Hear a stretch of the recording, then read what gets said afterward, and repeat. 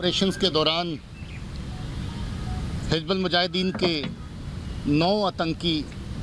मारे जा चुके हैं, जिनमें 3 टॉप कमांडर लेवल के लोग हैं और जिनके नाम पे गुनाहों का चिट्ठा बहुत लंबा है। दर्जनों बेगुनाह लोगों का कत्ल, सिक्योरिटी फोर्सेस और पुलिस के ऊपर हमले, लोगों को डराना धमकाना, ज़बरदस्ती लोगों के घरों में घुसना, इस तरह की बहुत सारी इल्ज़ामात की फ़हरिस्त उनके ख़िलाफ़ है, जिसके चलते मैं जो समझता हूँ कि उस खित्ते में, ख़ास तौर पे साउथ कश्मीर में जहाँ पर जो ऑपरेशंस हुए हैं, लोगों को काफ़ी हद तक राहत मिलेगी। अभी कल ही का वाक़ा है, अवंतीपुरा के ज़िला में 3 नए लड़कों को तैयार किया गया था आतंकवादियों की सफ़ों में शामिल होने के लिए, मगर वहां अलर्ट पुलिस की टीम ने जो लोग नए लड़कों को मिलिटेंसी ज्वाइन करने के लिए तैयार कर रहे थे उनको गिरफ़्तार किया, उनको कानून के दायरे में लाया और जो 3 बेगुनाह लड़कों को दहशतगर्दी की तरफ धकेला जा रहा था उनको उस रास्ते से रोका गया और उनके फैमिली के सुपुर्द किया गया। पिछले 2 हफ्ते के अंदर 9 बड़े ऑपरेशन हुए हैं, जिसमें 22 आतंकी मारे गए हैं, जिसमें 6 टॉप कमांडर हैं और ये 6 के 6 उस तरह के हैं जिनका जिक्र मैं कर चुका हूँ, जिनकी गुनाहों की लिस्ट बहुत लंबी है, जिन्होंने आवाम को, बेगुनाह लोगों को बहुत बड़ा नुकसान पहुँचाया है और इसके साथ साथ सिक्योरिटी फोर्सेस का नुकसान किया है।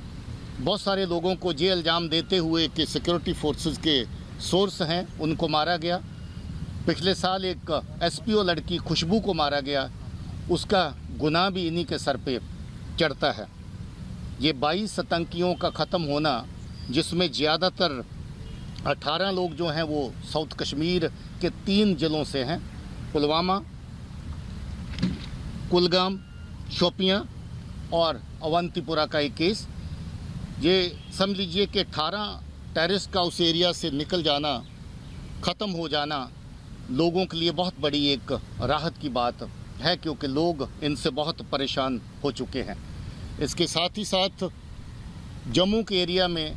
रजौरी पुंछ में 2 ऑपरेशन हुए, जिसमें 3 टेररिस्ट इन्फिल्ट्रेट करते हुए नौशहरा सेक्टर में रजौरी में मारे गए, जिसकी आर्मी की तरफ से बाद में डिटेल हमारे साथ शेयर की गई और उनका असला अम्नीशन जो पकड़ा वो भी पुलिस के हैंड ओवर किया गया। उसके साथ 2-3 दिन के वक्फे के बाद कालाकोट रजौरी में एक और टेररिस्ट जो इन्फिल्ट्रेट करके आया था, उसके मारे जाना, इससे साफ जाहिर होता है कि पाकिस्तान और इसकी agencies Rajouri Poonch, international border और कश्मीर की जो सीमा है,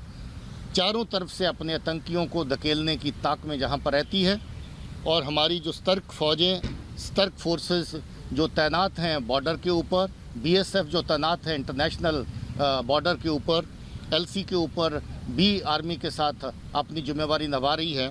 और हिंटरलैंड में जो एक सिनर्जी है, जिसमें आर्मी, सीआरपीएफ, पुलिस सब मिलके काम करते हैं, इंटेलिजेंसीज भी सब मिलके काम करती हैं।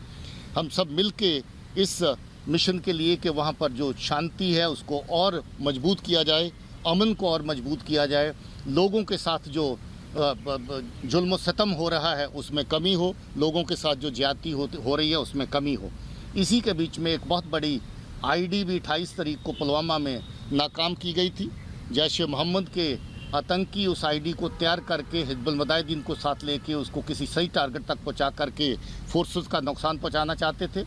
2 बार उस आईडी को अपनी जगह से बार बाहर निकाल के कहीं हाईवे की तरफ अच्छे टारगेट पर ले जाने की कोशिश की गई, मगर हर बार फोर्सेस की तैनाती की वजह से उनके ये अटैम्प्ट जो है वो नाकाम होते रहे और आखिर 28 तारीख को ये आईडी पकड़ी गई, जिसमें बहुत बड़ा मकदार में को 50 किलो के करीब जो है आईडी लगी हुई थी, जो पुलवामा की तरह बहुत बड़ा नुकसान जो है वो कर सकती थी।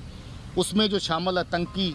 जो फ़ौजी भाई, जिसको इदरिस भी कहते हैं, अब्दुल रहमान भाई भी कहते हैं, वो फ़ौजी जो इस आईडी को बनाने में और हिजबुल मुजाहिदीन के साथ शामिल था, इस आईडी को ले जा कर के फोर्सेस के ख़िलाफ़ इस्तेमाल करने के लिए, जिससे पहले इसको नाकाम कर दिया गया, वो भी पहले एक ऑपरेशन में मारा जा चुका है। तो मैं समझता हूँ कि इसके साथ जो टीम सिक्योरिटी हमारी जो काम कर रही है ग्राउंड के ऊपर, उनको हमारी तरफ से कम्प्लीमेंट्स के सब मिल कर के बहुत अच्छा काम कर रहे हैं। लॉ एंड ऑर्डर के फ्रंट के ऊपर बहुत अच्छी हैंडलिंग चल रही है, कोई मेजर लॉ एंड ऑर्डर का इंसिडेंट नहीं हुआ है। मगर इसके साथ ही मैं ये चीज़ बता देना चाहता हूँ कि अभी भी जो पाकिस्तान की कोशिशें इन्फिल्ट्रेशन के लिए जारी हैं, उसके लिए हमारी बॉर्डर की ग्रिड को और सतर्क रहना होगा। आईडीज़ के बारे में अभी भी रिपोर्ट्स हैं कि जैश ए मोहम्मद के आतंकी, जिनको पाकिस्तान की एजेंसियाँ डायरेक्टली वहाँ से चलाती हैं, वो अभी भी आईडीज़ बनाने में और उनको इस्तेमाल करने में जुटे हुए हैं। हम लोग सब जगह पे अपनी फोर्सेस को, अपने यूनिट्स को अलर्ट करके चल रहे हैं और हमारी ये कोशिश रहेगी कि आने वाले टाइम में भी ऐसी किसी नापाक हरकत को नाकाम किया जाए। जी।